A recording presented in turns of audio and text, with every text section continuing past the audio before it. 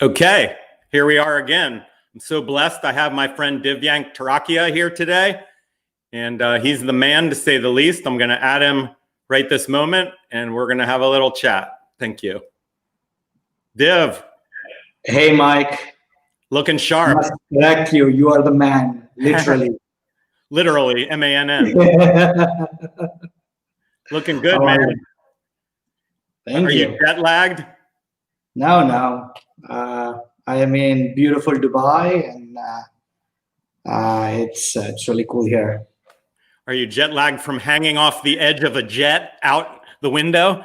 I don't think I've ever done that. I've come pretty close, but no, I haven't done that one. Well, what was that video I saw on Facebook of hanging outside like a airplane? That one is called wing walking. It's you take a biplane, you kind of put a stick on top, connect it to a harness, and jump on top of the plane and do aerobatics with you on the outside. It is not unsafe. I know it looks a little crazy. It's not unsafe. No, it is unsafe. No. It might look crazy, but think of it as a freelance roller coaster ride. That is like it's a completely freestyle roller coaster ride is how I would describe it. But right. From a safety standpoint, while it may look crazy, it's got very, very low risk. Right. Well, we're exact opposites. Just for the record, I've never been on a roller coaster before, and I hate going on airplanes, which I rarely ever do. So, and I would never even consider going outside of an airplane. That's not even. No, it's I like aviation. It's a fun hobby of mine, and everything connected with it, whether you're on the inside or whatever that flies, or the outside of whatever that flies. Well, I've been watching you for years online and living vicariously. Of course, I've met you over the years, but I don't do these crazy adventures. So it's awesome to watch you and some of my other friends living the life. Well, thank you. It's a good life. I cannot complain. I've been very fortunate. I also saw online that you got your vaccine a few days ago. Did you have any side effects from that? No, just what was expected, which is I took the Pfizer vaccine. I've just taken jab 1. Jab 2 is scheduled for 21 days after. When I took the jab, the pain level on where I took it on my left shoulder was like 0.5 on 10. A couple of hours later in the night, it was maybe about 3 on 10. And in 24 hours, it was completely gone. There were no side effects. Right.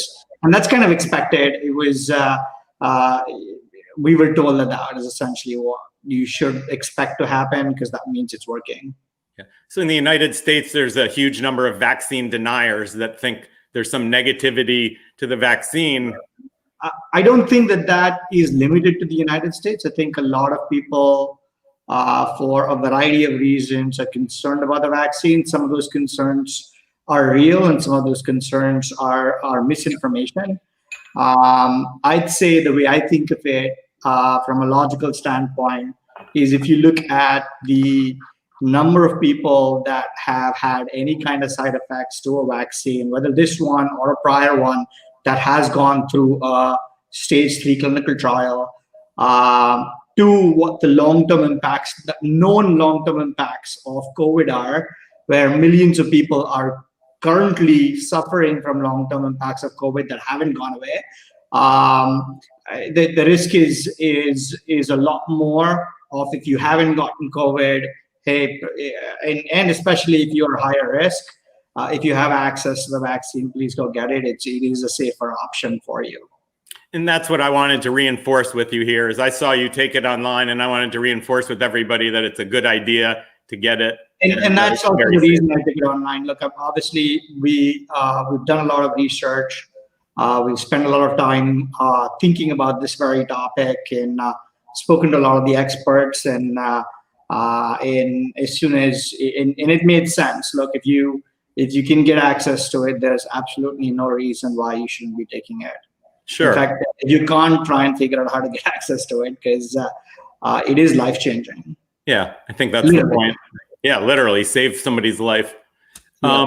So we're going to segue to India, which apparently has the highest vaccine rate, is vaccinated either more people or a higher percentage of people that I saw. I just saw that a couple of days ago in the news. I don't think India is there yet. I mean, the plan is obviously they have to vaccinate 1 billion plus people. So that is a very large drive that I believe the government needs to figure out how to do correctly.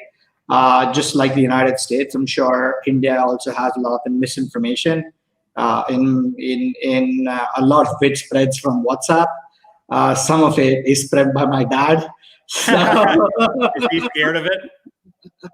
yeah, I think so. I mean, at that age, I think what happens is when you read something from a friend that's sent on WhatsApp, you think it's a friend that's sending it to you. So that level of, they haven't fully understood what fake news is and what misinformation is.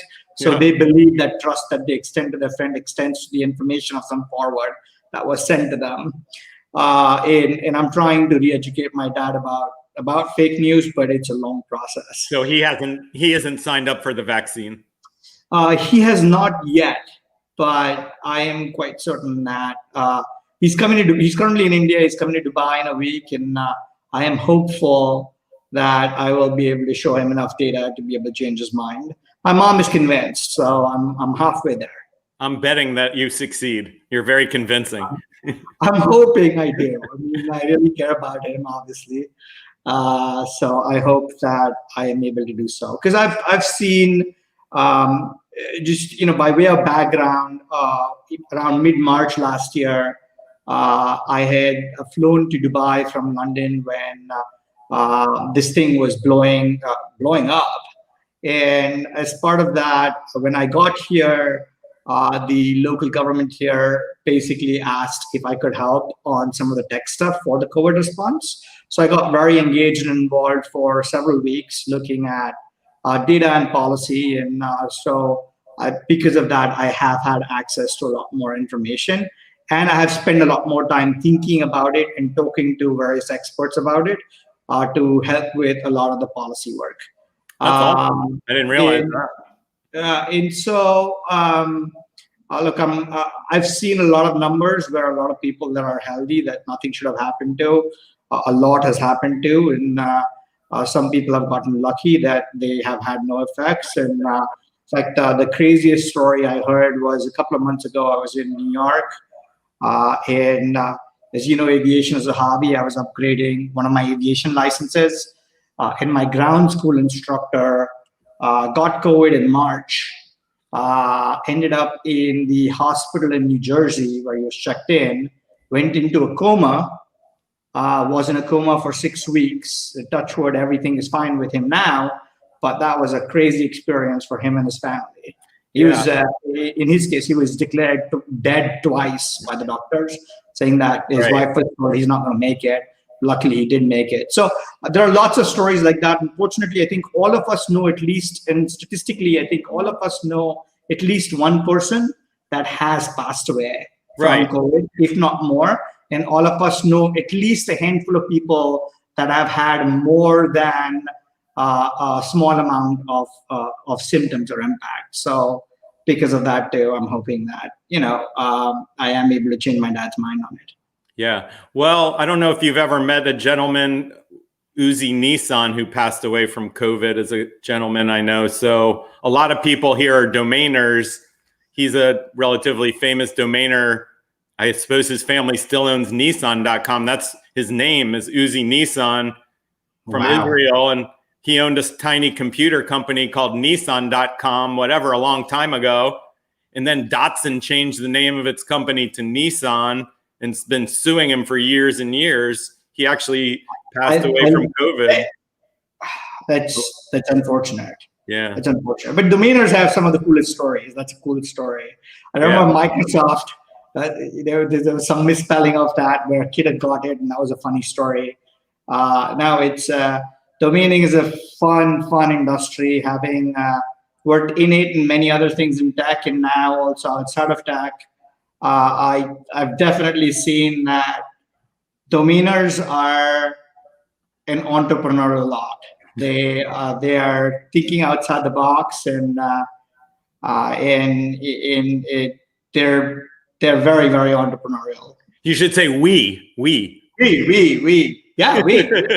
You're Look, the top one. I am nowhere compared to all of you guys in terms of I've been a service provider in whether that was on the domain registrar front or the registry front now with Radix, or with Skenzo, where I was helping monetize domain names. But in terms of owning domain names, I would basically say, hey, I'm not in the top, or 200. Obviously, the ones that were highly innovative and thoughtful about how they did that business. And even though you are in an industry, sometimes you can't capitalize on every opportunity that comes your way. The goal in life, I guess, is just pick one or two opportunities, focus on them, make them bigger for yourself, and unlock that potential. Should have told me that a long time ago. Actually, you did tell me that a long time ago, but I did. I should have listened a long time ago.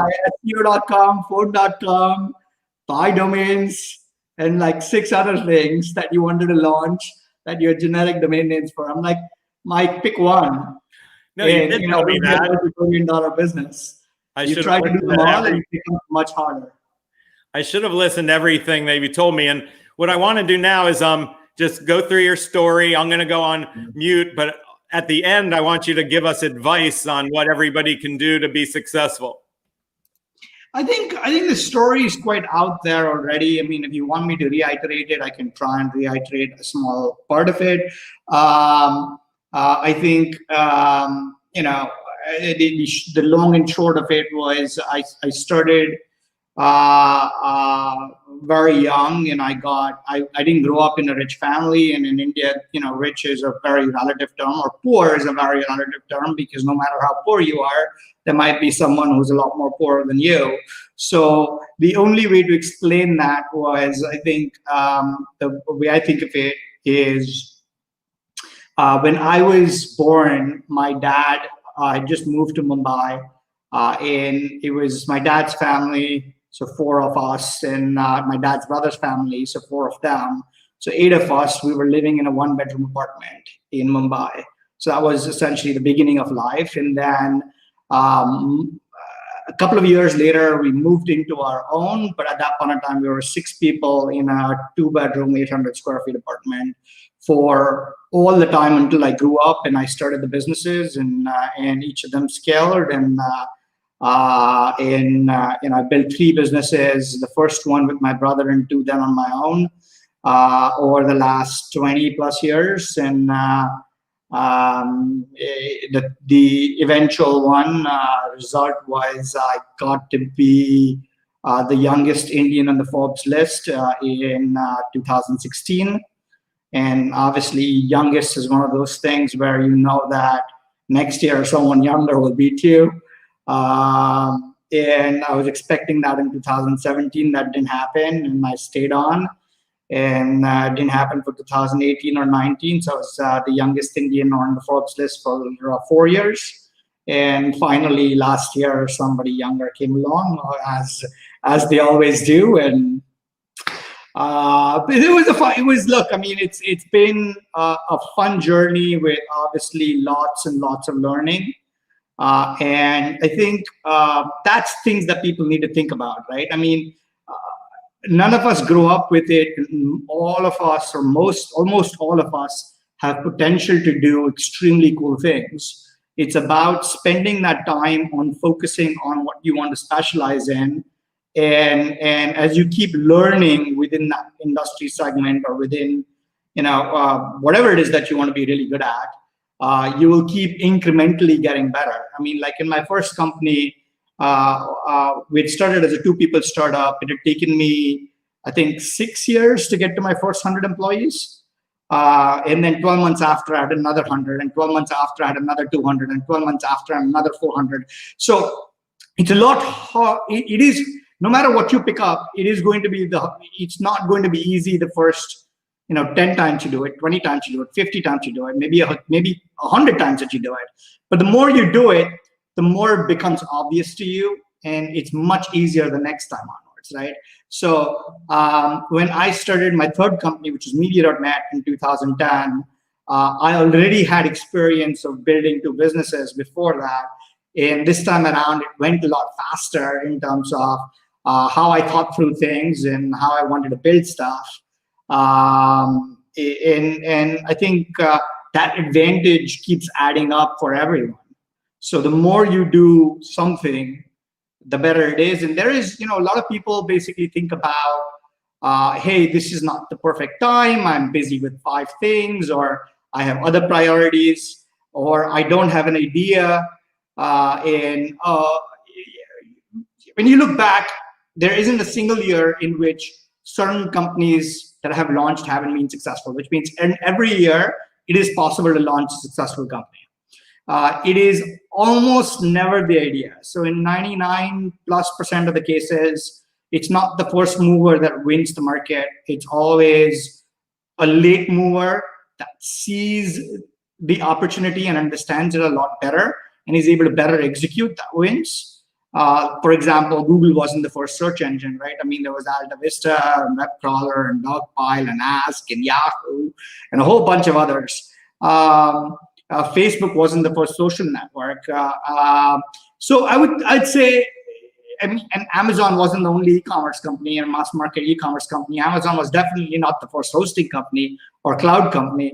The idea is you can start in any industry vertical that is large, and as long as it is large, even though you might see a lot of competitors in it, and you might say that, oh, this thing has 600 companies, or this vertical has so many companies, how do I compete? What you need to realize is if you take a large enough space and that industry vertical has hundreds of billions of dollars of revenue being generated, there is always going to be some underserved set of customers, which even if it's a small percentage of hundreds of billions of dollars is a significant amount of money, right? So you can basically get started, find that underserved customer, spend time, develop products and services that they will use, and then use that as a leverage to basically jump on to be able to go mainstream and start competing with some of the more mid-sized or larger companies once you have that foothold. But you need that footing, and you're not going to get that footing until you get started. And now is as good a time to start as any. In fact, now it might be one of the best times because of COVID, there's so much disruption and there's so much change. And the advantage of change is someone that is starting now has a blank slate and doesn't need to make the changes, can directly adapt to today's environment, while someone that is already big in a space, the changes are much harder for them. So a moment like this, where a huge amount of disruption has taken place worldwide, is a time full of opportunities where you can go and start in just about anything and figure out how to reconfigure and redo some parts of it. And it doesn't have to be like it doesn't have to be 100% different than what's being done right now. It just needs to be slightly better, and that's where you start. And then you basically keep doing more and more of it, which gets you to an eventual situation where you find yourself to be highly successful within that space. Constant incremental improvement is, there's a American author who writes about that concept. It sounds like similar to what you're talking about, and a ton of focus, obviously. And constant learning, right? Because essentially the world has an infinite amount of knowledge. There's no way that one single human can learn, forget everything, even like a fraction or small 0.x% of everything, which basically means you have to specialize. So find what you love doing, because if you're going to spend the next 10, 20, 50 years doing that one thing, then you better be loving it, because otherwise you're never going to keep learning and you will stop learning. But the more you can not just make the incremental changes, it's also about not do everything in the exact same form, but keep learning something more within that. Like every week, ask yourself, what did I learn this week that I did not already know, which is exactly in my space? And if the answer was nothing, it's not because there's nothing to learn, because there's always something to learn. It's because you didn't take the effort to find something additional to learn. it could have been for 3 hours, right? I mean, like, yeah, I'm not telling you take 3 days to basically start learning something different or doing something different, but take 3 hours a week, learn one additional thing in whatever it is that you do, and that will continue to add up and compound, and more it compounds over years. Again, you will find yourself in a position where you're unbeatable. Yeah, I mean, I can't compete with genius computer programmers. So the way I compete is by working more hours and staying up and studying more and working harder. So.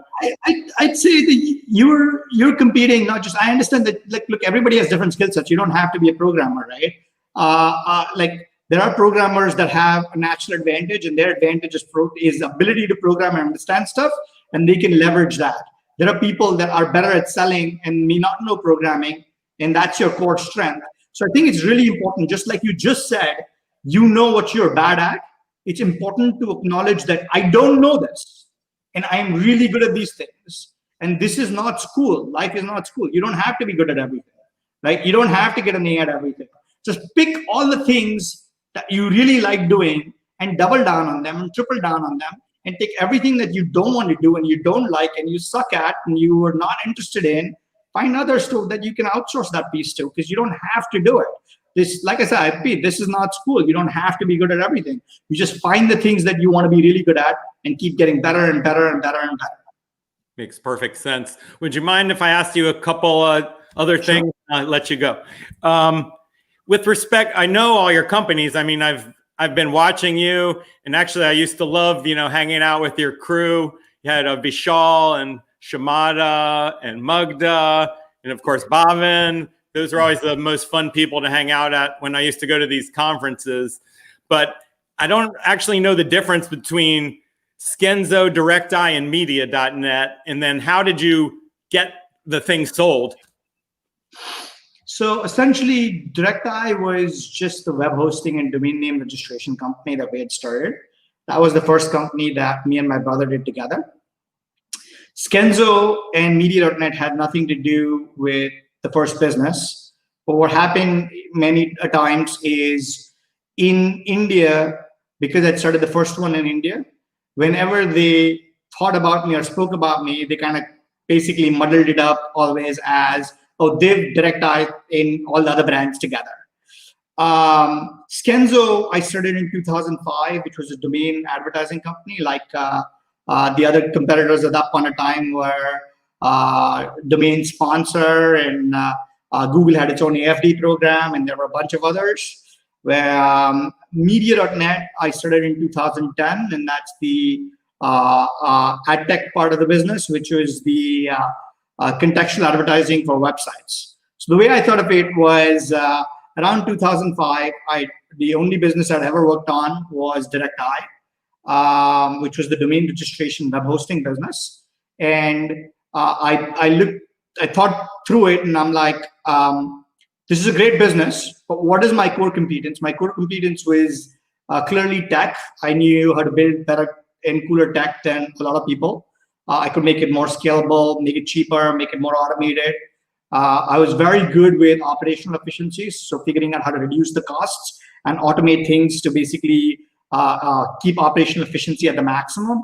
And much later, I figured out that I was also good at capital allocation, but I didn't know what that meant when I was in 2005 when I was 23. But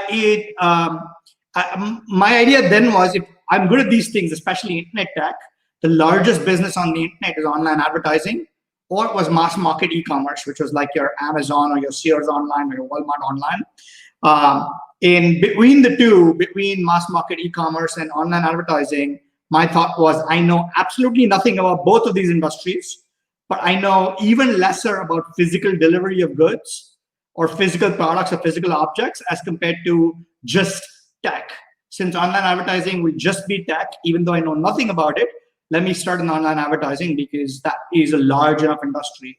I started with Skenzo because in Skenzo, it was a domain advertising company or domain parking company. The idea was I already knew and understood domains because I was selling domains as a domain registrar. So I had some of the relationships because I was a registrar.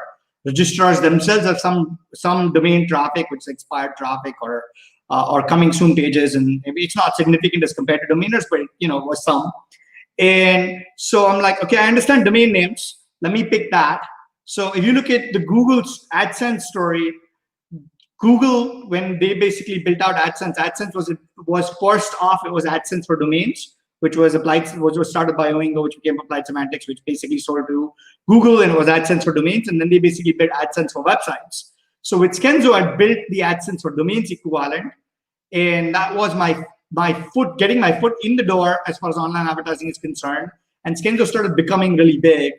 In about 2.5 years of running it, I started Skenzo with about 10 interns, including the 2 that you just mentioned of the crew, Vishal and Shamta, were 2 of those 10 interns that I started that with in 2005 with $20,000.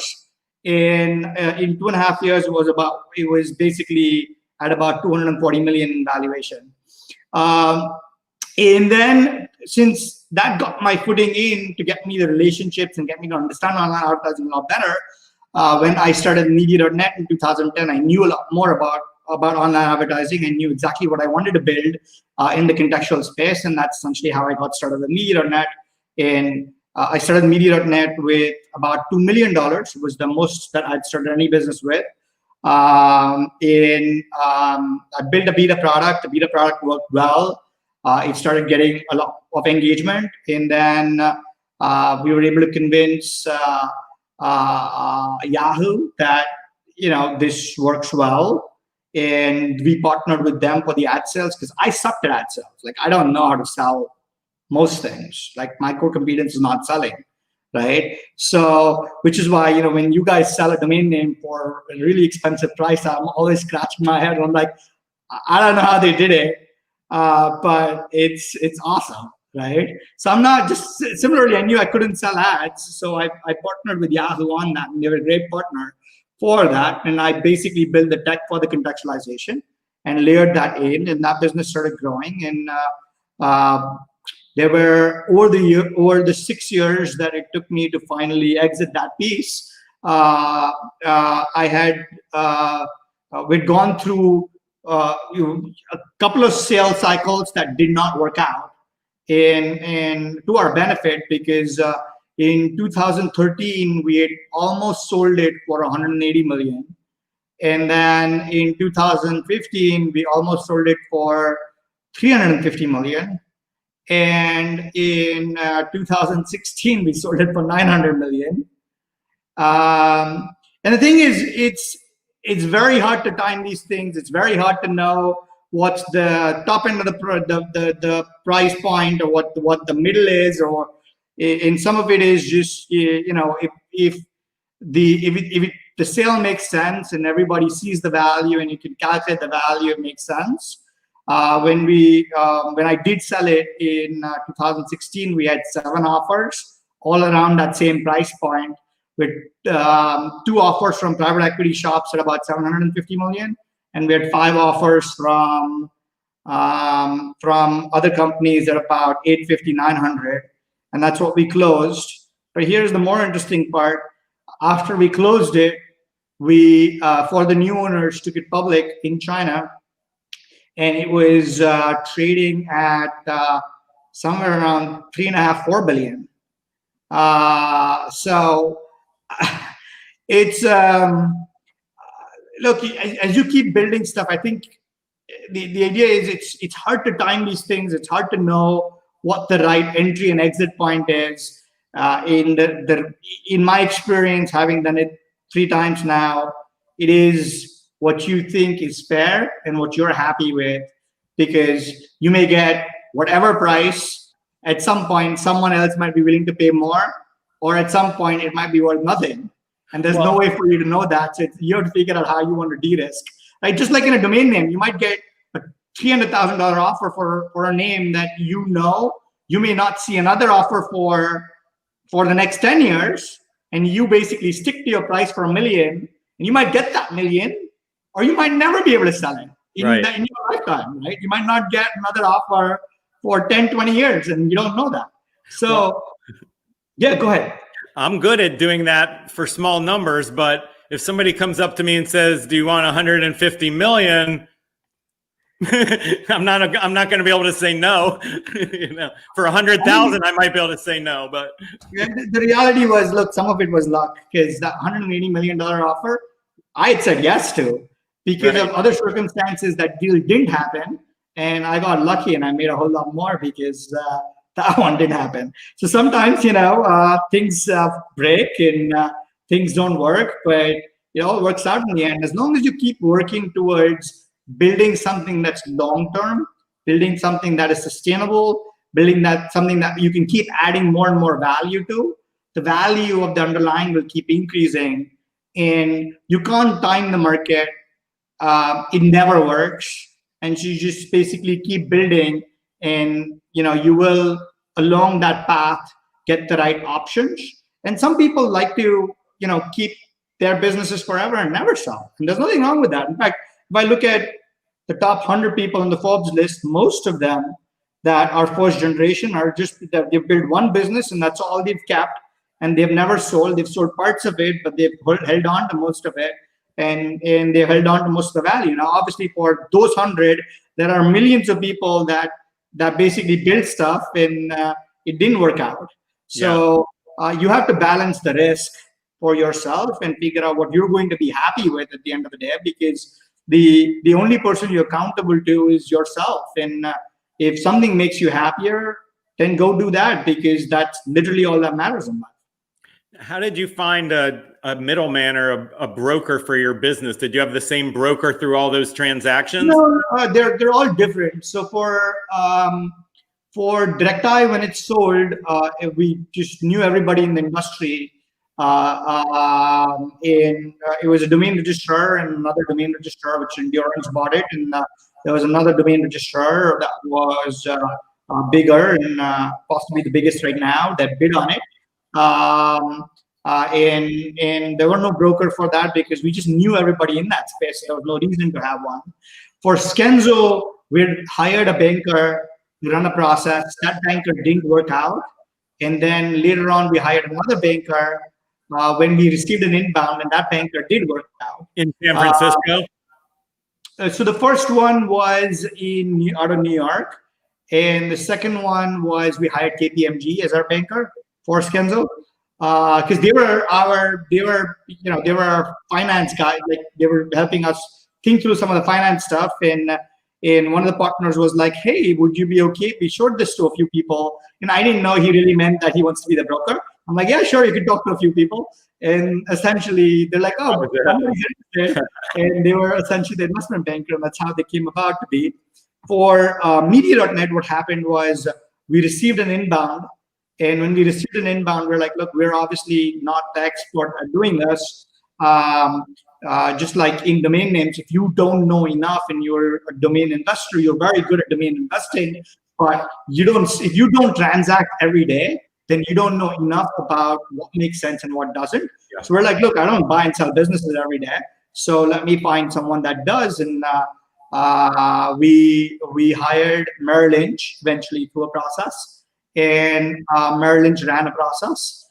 And at the same time, some of my tech founder friends had said that, "Hey, China is a very interesting market, and all the US bankers know only BAT, which is like Baidu, Alibaba, and Tencent. Yeah.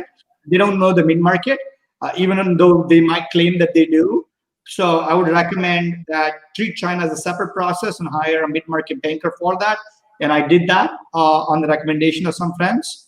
And so Merrill Lynch got us incredible offers from two private equity shops that we thought were very fair. And the Chinese mid-market banker got us 5 offers at even higher prices. In the reason for how do I reach him? I'll send you the contact info. It's a fund called CVC. They're a very popular mid-market firm. And I'm sure just like them, there are others. But the idea is, whenever you're thinking of doing something, you have to do your research to figure out how to make sure that you're getting the right and fair offer. And the only way to do that is to engage experts in just about everything. So just like in domain names, you'd find the right domain brokers. That is, if you're not transacting yourself, like someone that transacts as much as you do, I'm sure you use a combination of doing it yourself and using brokers where it makes sense. But as far as selling companies is concerned, for your industry, you basically look at who's done the most amount of transactions for your sub vertical and who's active and knows and understands that market, and then go and talk to them and go and talk to as many people, because that's the only way you will be able to do price discovery. Yeah. I mean, COVID's really slowed us down. And then the fact that I don't fly around a lot, but I need to step up my game and meet some people, to say the least. I mean, actually, COVID has made Zoom or video conferencing, so much easier. So in fact, I would say that a lot of people that were harder to meet are easier to meet now, this, because there was a time where an in-person meeting was a lot more important, and COVID has very quickly changed that, and that's one of the good things that has come out of it, right? In fact, what I joke about recently is every banker's compliance team wants to come and meet you, and now they do it over Zoom. I don't think they'll ever be able to go back, because no one wants to basically go through that.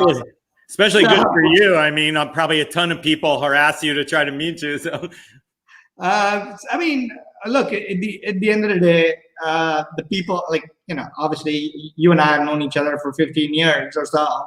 So it's very easy for you to reach me, but otherwise it's hard to basically reach out to everyone that reaches out to you, because it's a lot of inbound. I wish I could respond to a lot more people, but it's hard to do that because if you look at your LinkedIn or you look at your email, or you end up getting a lot more inbounds than you can possibly spend time on. I'm sure you do.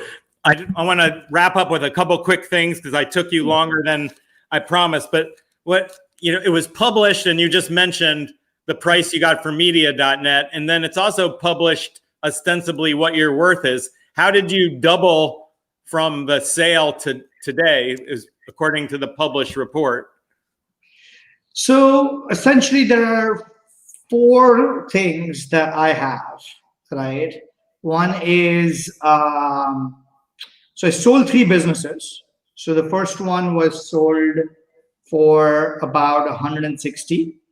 The second one was 200 plus. The third one was 900. And after around 2008, I started the family office, where we did a lot of very cool investments, mostly public markets. That did really well. In addition to that, the public net worth sort of combines me and my brother. And when I did Skenzo and I did Media.net, my brother built 2 incredible businesses in Flock and Zeta. Flock's doing really well, and Zeta's doing really well. And we also own Radix, which is doing extremely well. So you start adding all of that up, and I mean, it's really hard to pen a number. I don't know how these guys come up with a specific number. That makes sense, actually. If you add all that up, it gets awfully close to the published number. So, I mean, I think the number doesn't really matter after the first little bit. At least if you're in the first generation, you don't know how to spend it. Yeah, it's not about the number. I was just wondering what you actually did after MediaNet to keep things rolling. Now that you explained what I knew somewhat what Bhavin did. It makes sense now that you've sort of laid it out better. And I'm going to try to get Bhavin to be my guest one time too. Sure. So the last thing I want to ask you just is, what's your next adventure? And if you want to tell us anything about any business stuff, and I really appreciate so much your time here. So in terms of next adventure, when I stepped down from running Media.net, this was Jan 1st, 2019, I very publicly announced a 2-year break. My 2-year break just got done. So now I am in my planning phase, where I'm going to figure out across the next 6 months as to what I want to do more of. In these 6 months, I'm spending a lot more time. In fact, in the 2-year break, I spent a lot more time on the investment side across the next 6, but also at the same time traveling a lot. I went to, I did, and I just very recently looked this up in Google Maps is a great tool. It gives you a lot of data as you have location on. I did 39 trips in 2019, and I did 24 trips last year in 2020. So I did a lot of traveling, a lot of fun stuff, a lot of meeting, a lot of very cool people that I would have never been able to meet had I been running an operating company. Because when you're running an operating company, you only meet people within your industry vertical. You only meet people, like I only ever met people that were in tech or in the domain industry for most of my life.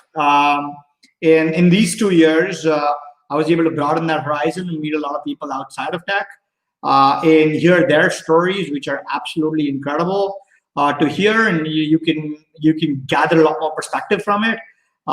So I did a lot of that along with running the investment side. But now that I have a lot more time and I'm kind of out of my break a little bit, my goal for the next 6 months is spend more time looking at more and more investments. And at the same time, think about if I want to operate again in the near term, or if I want to continue just actively investing and not operate, or if I just want to extend my break by another few years. I mean, like, look, I started when I was very young, and all I did was build businesses, which was a lot of fun, and I have a lot of fun doing it. But I hadn't done anything else. In the last 2 years, I've done a lot of other things. And I'm liking it. So I have to figure out what I want and what I have more fun doing, and I'll go do that. And you're going to have your 40th birthday soon also? Well, I have a year left. A year left. Okay. I know I was trying to do the math. Coming up in a few days. Oh, 39. Okay. Now the bigger one is about a year out. Oh, I got you. Well, happy 39 then. Thank you. You still look very youthful, to say the least. I no longer feel it, but thank you. So I want you to be really careful when you're like hanging off airplanes and skiing down cliffs and things like that. I mean, skiing is a lot more dangerous than hanging off airplanes or doing most of the aviation stuff, which really is very low risk. I'm an agent of your parents. Thanks, cool. Mike. Well, thank you so much. This was an excellent session, and you gave us all a lot of really interesting information and ideas that we can apply to our own lives and businesses. And it's a very special session, and I really appreciate your time. And I hope I could be helpful to anyone out there that finds any of this information useful. And I do wish you the best, and take care, buddy. Thank you so much. And this is going to be saved on YouTube for everyone. Thanks so much, Div. Talk to you soon. Take care.